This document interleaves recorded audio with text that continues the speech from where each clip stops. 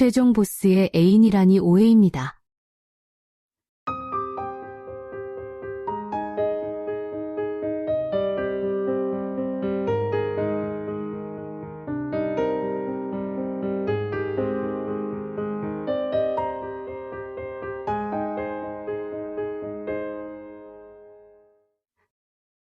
챕터 1.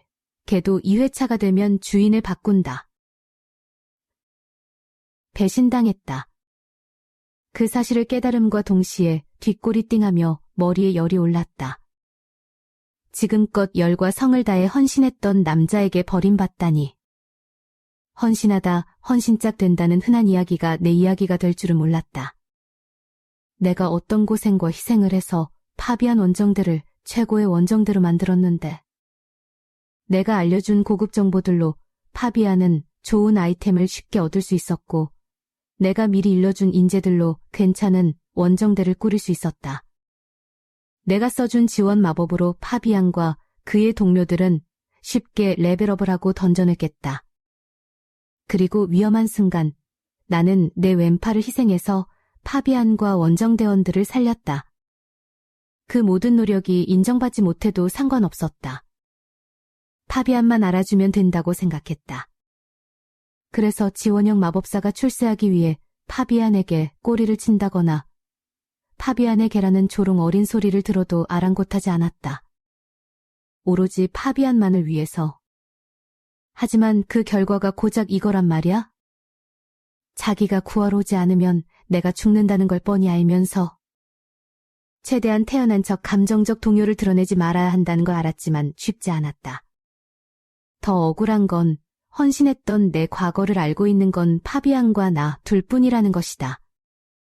그래서 마음은 정했나? 아, 맞아. 둘뿐만은 아니지. 머리가 어지러워 잠시 저 남자의 존재를 잊고 있었다. 내가 잊은 게 놀라울 정도로 무시하기 힘든 존재감을 내뿜고 있는 저 짐승 같은 남자 또한 파비안과 나 사이의 일을 대략적이나마 알고 있다. 마이어 녹스. 영웅의 후손, 유일한 대공, 흑기사, 최강의 검사. 수많은 위명이 이름 앞에 수놓아진 그는 내가 파비안에게 배신당했다는 사실을 깨닫게 해주었으며 나를 막다른 절벽으로 떠밀고 끊임없이 유혹했다. 그리고 파비안이 방치한 나를 죽음의 위기에서 구해주기도 했고. 다시 한번 묻겠네, 준 카렌티아. 내 원정대, 흑기사단에 합류하겠나.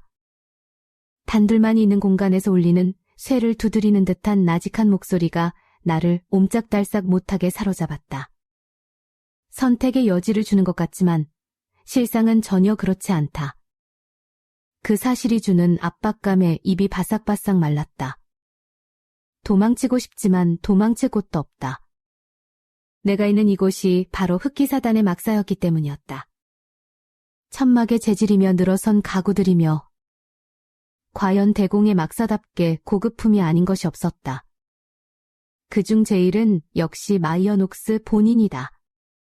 마이어의 검은 머리카락은 사자의 갈기 같았고 끝을 칼로 잘라낸 듯한 눈매 및 황금빛 눈동자는 나를 똑바로 응시했다. 감탄이 나올 정도로 잘생긴 외모지만 차마 마음 놓고 감상할 수 없는 이유는 그를 휘감고 있는 분위기 때문이었다.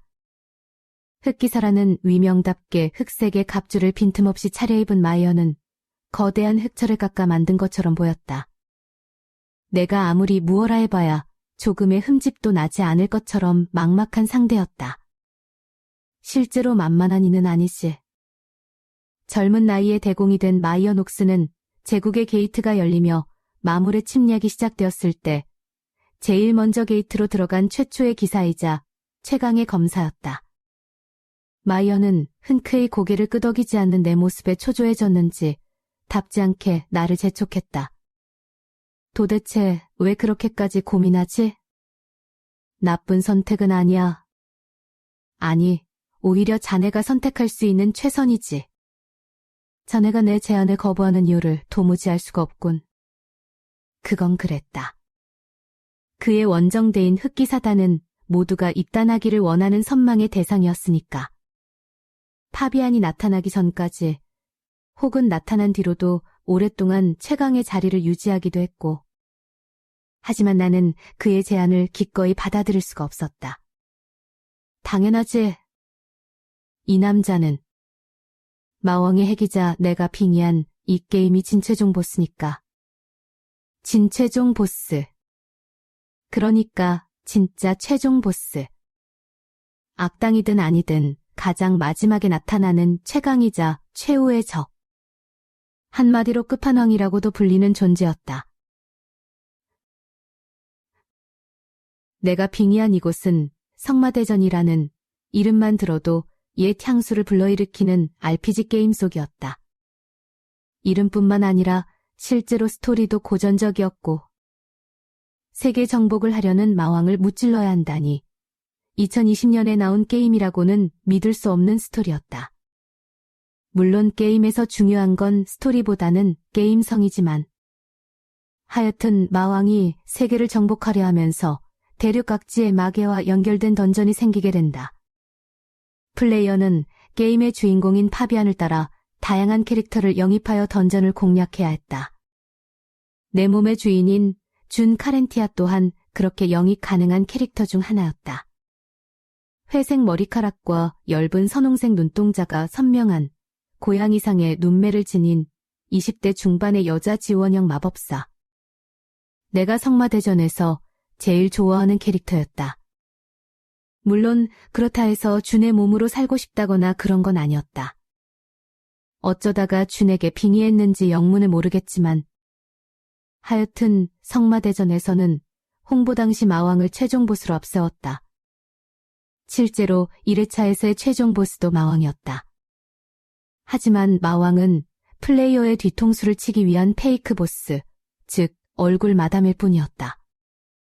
세계 정복을 하려는 마왕을 무찌르면 한계까지 몰려 폭주한 마왕이 숨겨둔 자신의 핵을 이용하여 시간을 돌리는 허무한 엔딩이 기다리고 있다. 물론 그게 끝이 아니다. 을에 그렇듯 진엔딩이 숨겨져 있기 때문이다. 진엔딩을 보기 위해서 플레이어는 두 번째 플레이, 2회차에 들어서야 한다. 비슷한 스토리, 똑같은 캐릭터. 그렇게 2회차에서도 마왕전에 도달하면 1회차와는 다른 양상으로 게임이 진행된다. 갑자기 주인공의 라이벌이었던 흑기사 마이어, 녹스가 마왕성에 나타나는 것이다. 알고 보니 마이어는 마왕의 핵이었고 자신의 피에 스며든 마왕의 저주를 없앤다며 돌연 마왕을 찔러 죽인다. 물론 거기서 끝이 아니다. 죽은 마왕의 힘이 마이어를 뒤덮고 거대한 마귀에 잠식당한 마이어가 새로운 마왕이 되어버린다. 그렇게 제2의 마왕이 되어 폭주하는 마이어 녹스까지 죽이면 완벽한 진엔딩을 볼 수 있다. 그러니 그의 흑기사단에 입단하면 바로 메인 스토리에서 이탈이다. 그것뿐이랴?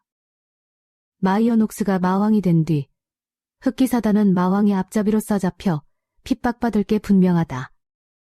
그에 휩쓸리고 싶은 생각은 전혀 없었다. 내 최종적 목표는 마왕을 무찌른 뒤 도래할 평온한 세상에서 용사의 일행이라는 명예를 짊어지고 호의호식하는 것이다. 용사의 일행이 되는 건 불가능해졌다 해도 평온한 은퇴 라이프만큼은 포기할 수 없었다. 파비안에게 배신당해서 속이 쓰리긴 했지만 그렇다고 냉큼 마이어의 밑으로 들어갈 수 없는 이유가 바로 이것이었다. 지금은 오색 찬란한 금 동아줄처럼 보이지만 이제 곧 이건 썩은 동아줄이 되어버린다. 안 그래도 곤란한 상황이 저 남자의 등장으로 더 골치가 아파졌다. 식은땀이 흘렀다. 어떻게든 이 제안을 거절해야만 했다. 하지만 어떻게? 눈앞에 마이어, 녹스는 쉬이 물러서지 않을 기세였다. 나를 꿰뚫을 듯 바라보는 황금빛 눈동자는 기어코 나를 제 원정대에 합류시키겠다는 듯 빛났다. 도대체 마이어 녹스는 왜 나를 흑기사단에 끌어들이려고 하는 걸까? 내가 빙의한 캐릭터인 준 카렌티아는 유일한 단독 지원형 마법사였다. 공격 마법도 방어 마법도 치유 마법도 없는 지원 특화 마법사. 플레이어들 사이에서는 거의 명목상 머리수 채우기나 다름없다는 게 준에 대한 평가였다.